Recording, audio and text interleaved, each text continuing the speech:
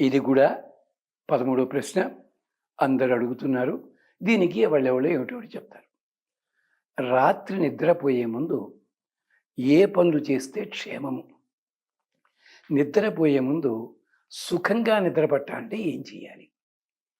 దీనికి ఈ మధ్యని దేశవాళీ వైద్యులు, పెద్ద పెద్ద డాక్టరేట్లు ఉన్న వాళ్ళు కూడా రకరకాలుగా చెప్తున్నారు. పగటిపూట తక్కువ తిని రాత్రిపూట ఎక్కువ తిన్నట్టయితే గాఢ నిద్ర వస్తుంది అనే జాతి ఒకటి ఉంది.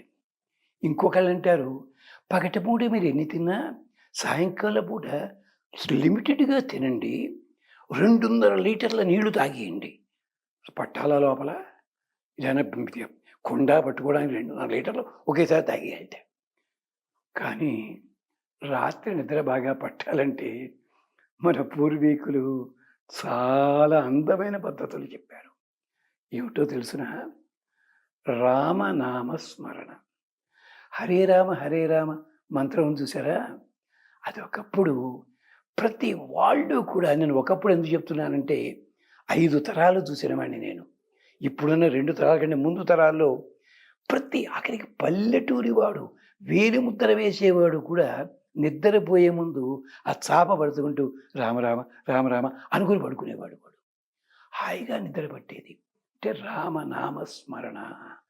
నామస్మరణాత్ అన్యోపాయం నహి పశ్యామ చెప్పారు వాగ్గేయకారులు. ఇది మొదటిది. రెండోది ఏమిటో తెలుసునా? గజేంద్ర మోక్షంలో పద్యాలు చదువుకునేవారు ఒకప్పుడు. కనీసం అది తలుచుకోండి అయ్యా. లేదు, నిద్రపోయే ముందు ఒక మంచి పని చేయండి. ఇది మానసిక శాస్త్రవేత్తలు చెప్తున్నది.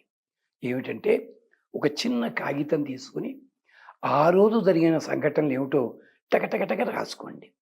ఏ సంఘటనలో నువ్వు ఎలా ప్రవర్తించావు చూసుకో.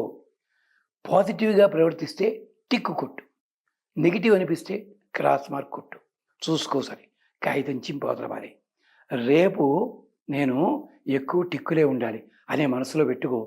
భగవత్ చింతన చేసుకొని, ఇష్టం ఏ భగవంతుడైనా పర్వాలేదు, చింతన చేసుకో, పడుకో.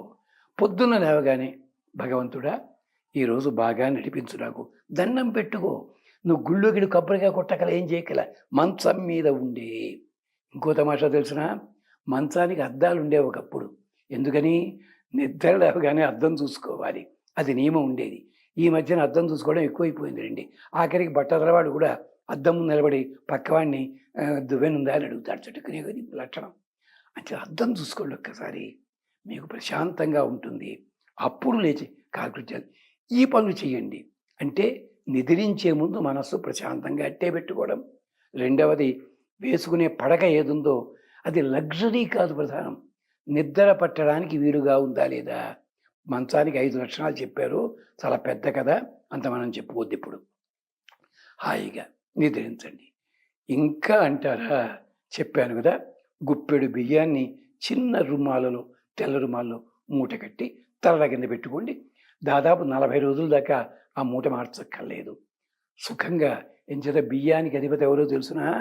చంద్రుడు, క్షేమకరుడు. నిద్ర బాగా పడుతుంది. ప్రశాంతమైన మనసుతో నిద్రపోండి, క్షేమం కలుగుతుంది. స్వస్తి.